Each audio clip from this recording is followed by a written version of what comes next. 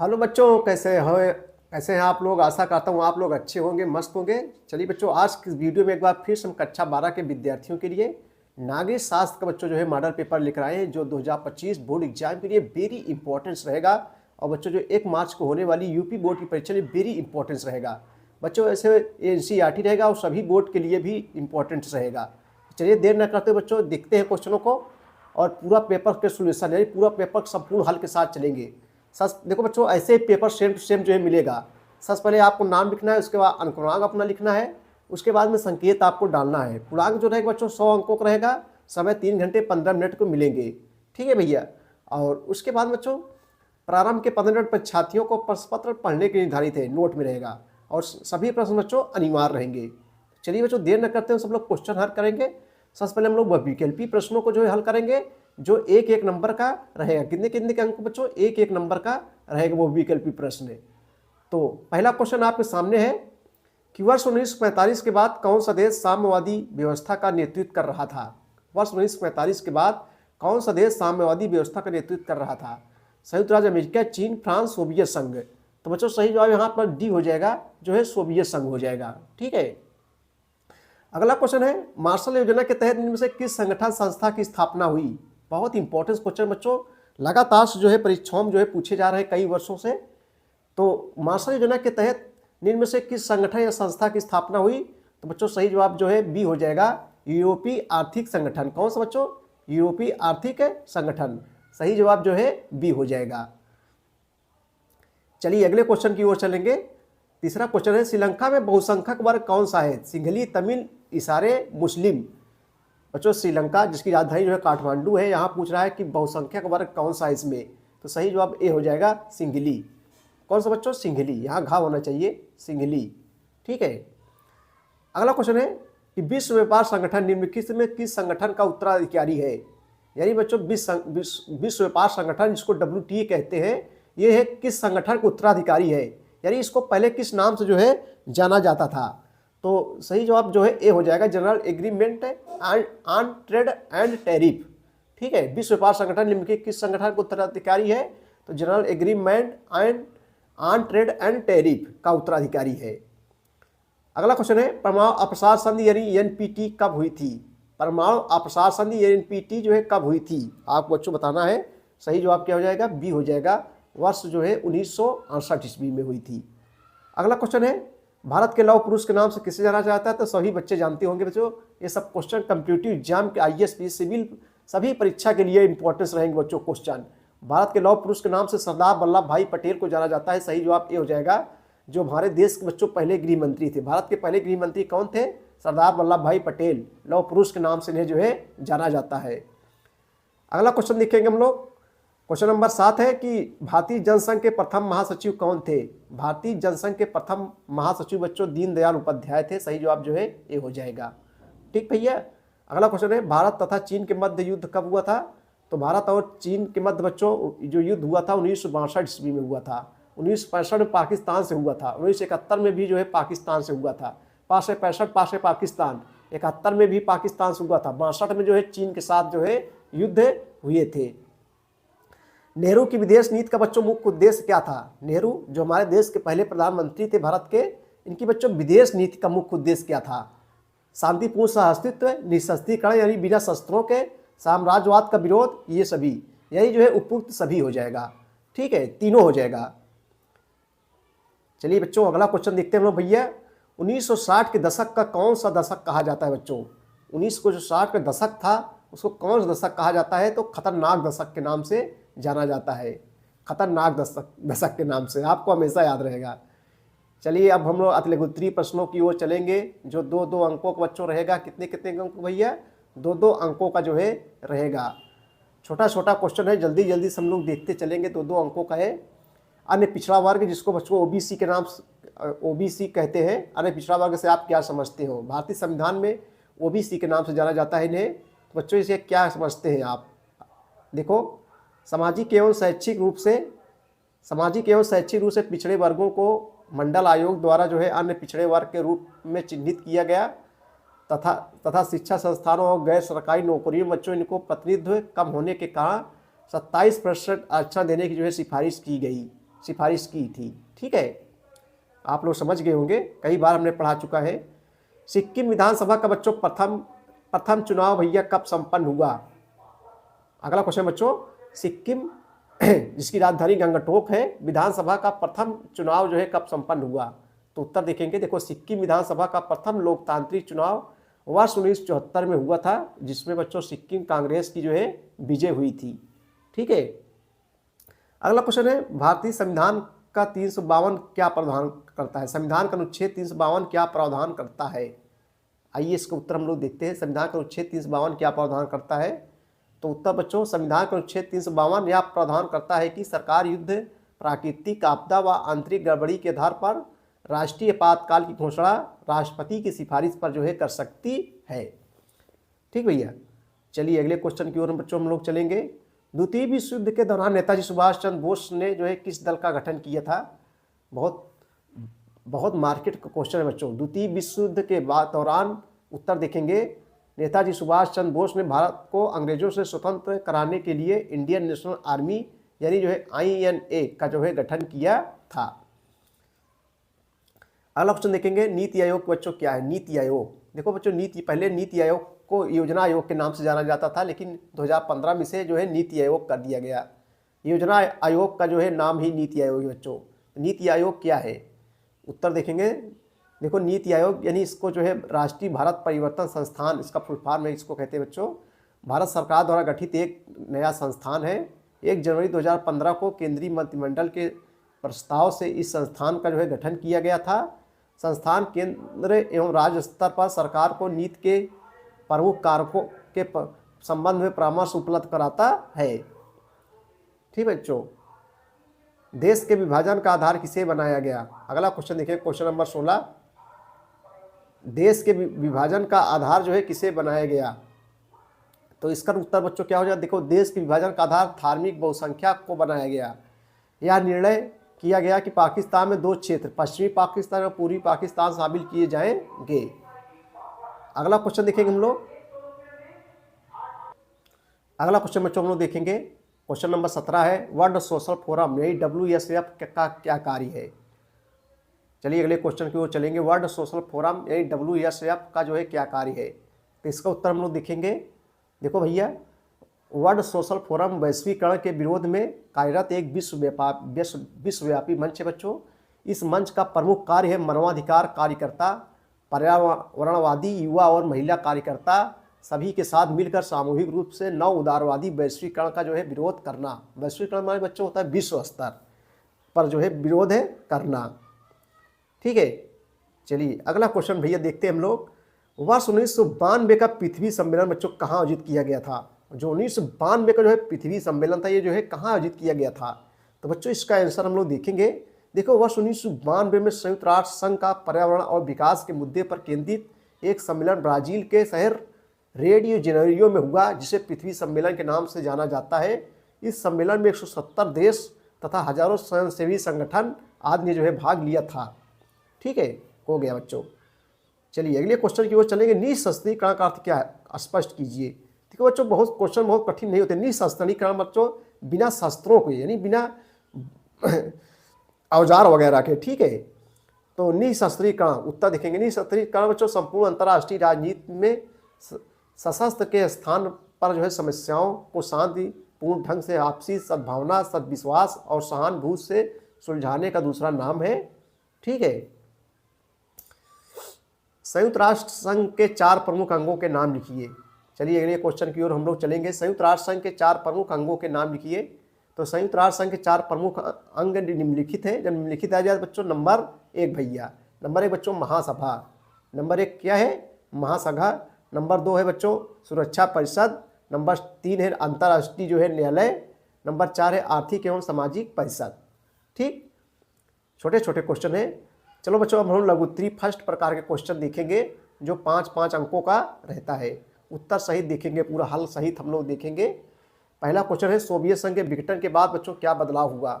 ऊब नहीं लगनी चाहिए, पेपर करीब है, 1 मार्च को हो रहा है परीक्षा में बच्चों। इसे NCERT पढ़ाया जा रहा है, सभी बोर्ड के लिए इंपॉर्टेंस है, हर एक बोर्डों में पूछा जाता है क्वेश्चन। सोवियत संघ के विघटन के बाद क्या बदलाव हुआ? आइए इसका उत्तर हम लोग देखते हैं। लघुत्तरी फर्स्ट प्रकार का क्वेश्चन है। तो सोवियत उत्तर देखेंगे बच्चों भैया हम लोग जो है, देखो बच्चों सोवियत संघ के विघटन के बाद निम्नलिखित बदलाव हुए। निम्नलिखित आया नंबर 1, द्विध्रुवीयता का अंत हो जाना से बच्चों शीत युद्ध की समाप्ति हो गई। अमेरिका और सोवियत संघ के बीच जारी विचारात्मक लड़ाई का जो है अंत हो गया। नंबर 2, विश्व व्यवस्था के सख्त संतुलन में जो है बदलाव आया। स्वतंत्र राष्ट्रों के राष्ट्रकुल का जो है सृजन हुआ। और उसके बाद उदारवादी लोकतंत्र की अवधारणा उभरी। हथियारों की प्रतिस्पर्धा समाप्त हुई। विश्व बैंक के अंतर्राष्ट्रीय मुद्रा कोष जैसी वैश्विक संस्थाएं सलाहकारी भूमिका में आई। और बच्चों पूंजीवादी अर्थव्यवस्था सबसे बड़ी अर्थव्यवस्था के रूप में उभरा। ठीक है, चलिए अगला क्वेश्चन देखें। क्वेश्चन नंबर 22 की ओर चलेंगे हम लोग। आसियान समुदाय के मुख्य स्तंभों और उनके उद्देश्यों के बारे में जो है बताइए। अगला क्वेश्चन है कि आसियान समुदाय के मुख्य स्तंभों और उनके उद्देश्यों के बारे में बताइए। तो चलिए बच्चों इसका उत्तर हम लोग देखेंगे। देखो बच्चों, आसियान ने अपनी स्थापना के पश्चात अपने उद्देश्यों के आर्थिक और सामाजिक दायरे को व्यापक बताते हुए काफ़ी विस्तार किया। इस दिशा में आसियान ने वर्ष 2003 में आसियान सुरक्षा समुदाय, आसियान आर्थिक समुदाय एवं आसियान सामाजिक आर्थिक समुदाय के रूप में 3 स्तंभों का जो है गठन किया। कौन? पहला है बच्चों आसियान सुरक्षा समुदाय का मुख्य उद्देश्य क्षेत्रीय विवादों को बिना सैन्य टकराव के आपसी सहमत एवं बातचीत के माध्यम से जो है हल करना। आसियान देशों की सुरक्षा और विदेशी नीतियों में सामंजस्य स्थापित करने के लिए वर्ष 1994 में आसियान क्षेत्रीय मंच की स्थापना की गई। ये पहला हो गया। दूसरा है आसियान आर्थिक समुदाय का उद्देश्य आसियान देशों के लिए साझा बाजार और उत्पादन आधार तैयार कर आसियान को सामाजिक सांस्कृतिक समुदाय के विकास में सहयोग करना। तीसरा है बच्चों आसियान सामाजिक सांस्कृतिक समुदाय का उद्देश्य आसियान देशों के बीच सामाजिक एवं सांस्कृतिक मेल मिलाप की स्थापना करना है। ठीक है, अब अगला क्वेश्चन देखें बच्चों। पाकिस्तान लोकतंत्र की अस्थायी स्थापना में बाधक कारणों का उल्लेख कीजिए। पाकिस्तान में जो लोकतंत्र था उसमें जो है अस्थायी स्थापना में बाधक कारणों का उल्लेख कीजिए। पाकिस्तान लोकतंत्र की स्थायी स्थापना में बाधक कारणों का उल्लेख कीजिए। ये इसका उत्तर देखते हैं। पाकिस्तान में अस्थायी बच्चों लोकतंत्र को स्थापित करने की सफलता के लिए उत्तरदायी कारण निम्नलिखित है। निम्नलिखित है नंबर 1, सेना की प्रमुखता। वर्ष 1947 में स्वतंत्र होने के बाद से पाकिस्तान में अधिकतर बच्चों सैनिक शासन ही रहा है। पाकिस्तान सैनिक शासकों ने स्वयं को जो है लोकतांत्रिक साबित करने के लिए चुनाव भी कराए। इसके अतिरिक्त पाकिस्तान में लोकतंत्र के जो है अस्थायी न बनने के कई कारण हैं। नंबर 2 बच्चों धर्मगुरुओं और अभिजात वर्ग का प्रभाव। देखो हेडिंग डाल लेंगे हम लोग, धर्मगुरुओं और अभिजात वर्ग का जो है प्रभाव। पाकिस्तान में सेना, धर्मगुरु और भूस्वामी अभिजनों का जो है आधिपत्य रहा है, जिसके कारण कई बार निर्वाचित सरकार को गिराकर सैनिक शासन जो है लागू हुआ है। ठीक है भैया। और नंबर 3 बच्चों क्या है? अंतर्राष्ट्रीय समर्थन का अभाव। हेडिंग डाल लेंगे हम लोग, अर्थात अंतर्राष्ट्रीय समर्थन का अभाव। पाकिस्तान के भारत के साथ कभी अच्छे और स्वस्थ संबंध नहीं रहे हैं। कुछ लोगों का मानना है कि यहाँ राजनीतिक दल और लोकतंत्र सफल नहीं हो सकते। पाकिस्तान को लोकतांत्रिक शासन चलाने के लिए कोई विशेष अंतर्राष्ट्रीय समर्थन भी नहीं मिला है। राजनीतिक दलों की व्यक्तिगत स्वार्थ साधना तथा लोकतंत्र को जो है लेकर मतभेद के कारण पाकिस्तान की सुरक्षा के प्रति खतरा मंडराता रहता है। अतः पाकिस्तान की असुरक्षा को देखते हुए लोकतंत्र की प्रक्रिया पूर्णतः सफल नहीं हो सकी है। ठीक है, इतना लिख देना है। संयुक्त राष्ट्र संघ के प्रमुख उद्देश्यों का वर्णन कीजिए। अगला क्वेश्चन बच्चों, संयुक्त राष्ट्र संघ के प्रमुख उद्देश्यों का वर्णन कीजिए। आइए इसको उत्तर देखेंगे, बहुत सरला है। यहाँ से क्वेश्चन बच्चों मोस्ट इंपॉर्टेंस है, जान लीजिए। यहाँ से क्वेश्चन बहुत पूछे जाते हैं। संयुक्त राष्ट्र संघ के प्रमुख उद्देश्य हेडिंग डाल लेंगे। अब देखो संयुक्त राष्ट्र संघ की स्थापना के प्रमुख उद्देश्य निम्नलिखित है। नंबर 1, संयुक्त राष्ट्र संघ की स्थापना का एक मुख्य उद्देश्य विश्व युद्ध जैसी विभीषिका को जो है भविष्य में ना होने देना। ठीक है भैया। और विश्व के विभिन्न देशों के आपसी मतभेद एवं विवादों को बच्चों शांतिपूर्ण तरीके से आपसी बातचीत के द्वारा सुलझाने में सहयोग करना। युद्ध होने की स्थिति में युद्ध के प्रभाव को कम करना इसकी स्थापना के उद्देश्यों में शामिल है। ठीक है भैया। नंबर 2 देखो बच्चों, यहाँ से क्वेश्चन बहुत पूछे जाते हैं। संयुक्त राष्ट्र संघ से, ये बच्चों दुनिया का सबसे बड़ा अंतर्राष्ट्रीय संगठन है, जान लीजिए संयुक्त राष्ट्र संघ है। देखो नंबर 3, इसके अतिरिक्त बच्चों विश्व में सामाजिक आर्थिक विकास की संभावनाओं को बढ़ाने तथा विश्व के विभिन्न देशों को एक मंच पर लाना भी संयुक्त राष्ट्र संघ की स्थापना का एक मुख्य उद्देश्य है। नंबर 4, समस्त मानव जात के अधिकारों को बच्चों सम्मान करना, ये भी जो है संयुक्त राष्ट्र संघ स्थापना का उद्देश्य है। ठीक है, और लॉन्ग क्वेश्चन भी पूछे जाते हैं। 25 नंबर है, सैन्य गठबंधन के बच्चों क्या उद्देश्य होते हैं? किसी ऐसे सैन्य संगठन का नाम बताइए जो अभी भी मौजूद है, इस गठबंधन के उद्देश्य भी बताइए। ठीक है, आइए इसका उत्तर हम लोग देखते हैं। देखो सैन्य गठबंधन का उद्देश्य बच्चों सदस्य देशों पर सैन्य हमले को रोकना तथा उनकी रक्षा करने के लिए आवश्यक कदम उठाना है। कई बार किसी देश या अन्य संगठन की तुलना में अपनी ताकत का स्तर बढ़ाने के उद्देश्य से भी सैन्य गठबंधन किया जाता है। नाटो एक नाम है जिसका बच्चों नाम है नाटो, यही नॉर्थ अटलांटिक ट्रीटी ऑर्गेनाइजेशन वर्तमान समय में मौजूद सैन्य गठबंधन है। इसकी स्थापना बच्चों जो है 4 अप्रैल 1949 को जो है हुई थी। कब हुई थी? 4 अप्रैल जो है 1949 को हुई थी। इसका मुख्यालय ब्रुसेल्स यानी बेल्जियम में है। नाटो के गठन के उद्देश्य, यानी बच्चों नाटो का गठन क्या उद्देश्य है? तो नाटो के गठन के निम्नलिखित उद्देश्य हैं। नंबर 1, यूरोप तथा संयुक्त राज्य अमेरिका पर आक्रमण के समय अवरोधक की भूमिका निभाना। नंबर 2, सैन्य तथा आर्थिक विकास के लिए अपने कार्यक्रमों द्वारा यूरोपीय राष्ट्रों के लिए सुरक्षा कवच प्रदान करना। नंबर 3, साम्यवाद के प्रसार को रोकना तथा पश्चिमी यूरोप के देशों को एक सूत्र में संगठित करना। ठीक है, ये इसका उद्देश्य है। वैश्वीकरण में प्रौद्योगिकी क्या योगदान है? आइए इसका उत्तर हम लोग देखते हैं बच्चों। 26 नंबर देखेंगे, वैश्वीकरण में जो है प्रौद्योगिकी के जो है क्या योगदान है?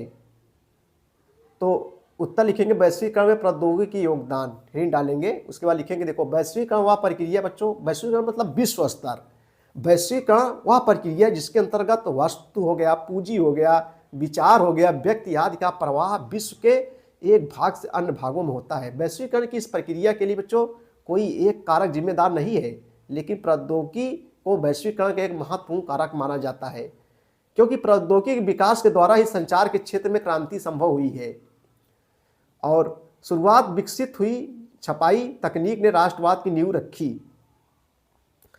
विकास से ही बच्चों विचार, व्यक्ति, पूंजी इत्यादि के आवागमन विश्व के प्रत्येक हिस्से में संभव हुआ है। इसी प्रकार विश्व के किसी भी कोने में घटित हुई घटना कहीं तक सीमित न रहकर वैश्विक रूप धारण कर लेती है और यह सब प्रौद्योगिकी के लगातार विकास द्वारा ही संभव हुआ है। प्रौद्योगिकी विकास ने ही वैश्वीकरण के तीव्र फैलाव में महत्वपूर्ण योगदान दिया है। चलिए अब हम लघुत्तरीय सेकंड प्रकार क्वेश्चन देखेंगे जो 6 अंकों का बच्चों रहता है। कितने अंकों का? 6 अंकों का रहता है।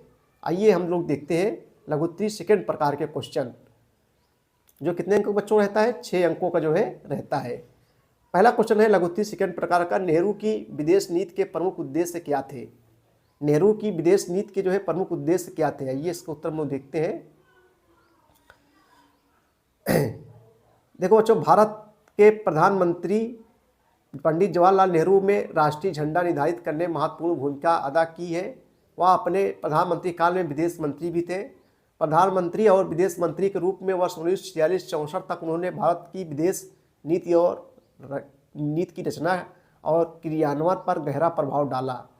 नेहरू की विदेश नीति के प्रमुख उद्देश्य से नेहरू ने अपनी विदेश नीति में 3 उद्देश्य निर्धारित किए हैं। पहला बच्चों, अपनी संप्रभुता को बचाए रखना, अपनी संप्रभुता को जो है बचाए रखना। संप्रभुता माने होता है बच्चों सर्वोच्च शक्ति। नंबर 2, क्षेत्रीय अखंडता बनाए रखना। नंबर 3, तेजी से आर्थिक विकास करना। नेहरू जी का लक्ष्य इन उद्देश्यों की गुटनिरपेक्षता की नीति अपनाकर प्राप्त करना था। इसके निम्नलिखित जो है कारण थे। नंबर 1, भारत का लक्ष्य किसी भी गुटबाजी में न पड़कर दोनों देशों से सहायता प्राप्त करना था। इससे देश के विकास को गति मिलती थी। नेहरू जी गुटनिरपेक्ष आंदोलन के जनक समूह के सदस्य के रूप में जाने जाते हैं। नंबर 3, भारत ने बच्चों स्वतंत्र विदेश नीति पर इसलिए बल दिया जिससे देश में लोकतंत्र, कल्याणकारी राज्य के साथ अंतर्राष्ट्रीय स्तर पर उपनिवेशवाद, जाति भेदभाव, रंग भेद आदि का सामना ठीक से कर सके। नंबर 3, नेहरू जी ने इंडोनेशिया की स्वतंत्रता का समर्थन किया। नेहरू जी ने एफ्रो एशियाई सम्मेलन में भाग लिया। भारत ने चीन सुरक्षा परिषद में सदस्यता का भी जो है समर्थन किया और जब सोवियत संघ ने हंगरी पर आक्रमण किया तो उसकी निंदा भी की। पंडित नेहरू जी का यही विचार था कि देश की विदेश नीति पर घरेलू एवं अंतर्राष्ट्रीय वातावरण का प्रभाव पड़ता है। किसी भी देश की विदेश नीति पर घरेलू एवं अंतर्राष्ट्रीय क्षेत्र में संबंधों पर आर्थिक तथा राजनीतिक स्वतंत्रता निर्भर करती है। विकासशील देशों के पास संसाधनों की कमी के कारण ही उन्हें बच्चों विकसित देशों पर निर्भर रहना पड़ता है। दूसरे विश्व युद्ध के बाद अनेक विकासशील देशों ने शक्तिशाली देश के अनुसार अपनी विदेश नीति तय की थी। ठीक है, क्षेत्रवाद से आप बच्चों क्या समझते हैं या क्षेत्रीय संकुचन के लिए उत्तरदायी है? तो हेडिंग डालेंगे हम लोग क्षेत्रवाद से आशय, जब राष्ट्रीय हितों की उपेक्षा कर विभिन्न वर्ग अपने धर्म, भाषा, क्षेत्र अथवा राज्यों के हितों की प्राथमिकता देने लगे तो यह स्थिति क्षेत्रवाद कहलाती है। ठीक है, क्षेत्रवाद बच्चों क्या समझते हैं या क्षेत्रीय संतुलन के लिए उत्तरदायी है? तो जब राष्ट्रीय हितों की उपेक्षा कर विभिन्न वर्ग अपने धर्म, भाषा, क्षेत्र अथवा राज्य के हितों को प्राथमिकता देने लगे तो स्थिति क्षेत्रवाद कहलाती है। भारत एक बच्चों विविधतापूर्ण वाला देश है, विविधतापूर्ण लोकतांत्रिक देश है, यानी विविधता मतलब बहुत जाति धर्म लोग यहाँ रहते हैं। इसमें क्षेत्रीय आकांक्षाओं की अभिव्यक्ति की मत है। साथ ही यहाँ क्षेत्रीय मुद्दों और समस्याओं पर नीति निर्माण की प्रक्रिया में समुचित ध्यान भी दिया जाता है। हालांकि कभी कभी क्षेत्र को नीति निर्माण में उपेक्षित कर दिया जाता है, तो इससे जो है क्षेत्रीय आकांक्षाएं उभरने लगती है। क्षेत्र विशेष के लोग अपने हितों को लेकर अधिक सजग हो जाते हैं और अपनी भाषा, धर्म, संस्कृति को संरक्षित रखने और विकास करने के लिए मांग करने लगते हैं। यह स्थिति क्षेत्रवाद को जन्म देती है। जब एक राष्ट्र विविधताओं का सम्मान करते हुए राष्ट्र की एकता को बनाए रखना चाहता है तो वहाँ क्षेत्रीय अधिकारों और अलग अस्तित्व को लेकर संघर्ष होता है। क्षेत्रीय असंतुलन के लिए उत्तरदायी कारण बच्चों हेडिंग डालेंगे हम लोग क्षेत्रीय असंतुलन के लिए उत्तरदायी कारण। देखो, क्षेत्रीय असंतुलन विभिन्न भौगोलिक कारणों से होता है, जिसमें जनसंख्या घनत्व, शिक्षा, भाषा, धन, औद्योगिक विकास उत्तरदायी होते हैं। इन कारणों से बच्चों क्षेत्रीय असंतुलन होता है। लेकिन बच्चों इस क्षेत्रीय संतुलन को धर्म, जाति, भाषा की कसौटी पर रखकर स्वयं की दूसरे क्षेत्रों से तुलना की जाती है, जिससे क्षेत्रवाद का जो है जन्म होता है। ठीक है, अगला क्षेत्र पर नियंत्रण हेडिंग डालेंगे हम लोग क्षेत्रवाद पर नियंत्रण। क्षेत्रवाद पर जो है नियंत्रण, देखो क्षेत्रीय नियंत्रण निम्नलिखित कारणों से आवश्यक है। नंबर 1, क्षेत्रवाद को अक्सर राष्ट्र के विकास, प्रगति और एकता के लिए गंभीर खतरे के रूप में देखा जाता है। नंबर 2, क्षेत्रवाद बच्चों अंतर्राष्ट्रीय कूटनीति में भी एक बड़ा हो सकती है। नंबर 3, क्षेत्रवाद से प्रेरित हिंसा पूरे समाज को जो है बाधित करती है। आप लोग समझ गए होंगे बच्चों। अगला क्वेश्चन है 29 नंबर, सुरक्षा परिषद के गठन एवं कार्यों का वर्णन कीजिए। 6 अंक मिलेंगे आपको। 30 नंबर है, भारत के आर्थिक विकास में पंचवर्षीय योजनाओं की भूमिका का परीक्षण कीजिए। पंचवर्षीय योजनाएं बच्चों जो होती हैं वो 5 वर्षों की होती है। भारत के आर्थिक विकास में पंचवर्षीय योजनाओं की भूमिका का परीक्षण कीजिए। और पहली पंचवर्षीय योजना में बच्चों जो है कृषि पर जो है जोर दिया गया था। ये ज़्यादा कृषि पर जो है फोकस किया गया था। और पंचवर्षीय योजनाएं 5 वर्षों की होती है। ठीक है, इसको हम पढ़ाए भी है। जो दीर्घ उत्तरीय प्रश्न होता है बच्चों 8 अंकों को रहता है। जैसे सोवियत संघ का विघटन क्यों हुआ, इसका क्या प्रभाव पड़ा, संक्षेप में स्पष्ट कीजिए। इसको पढ़ाए हम। भारत चीन संबंधों पर प्रकाश डालिए।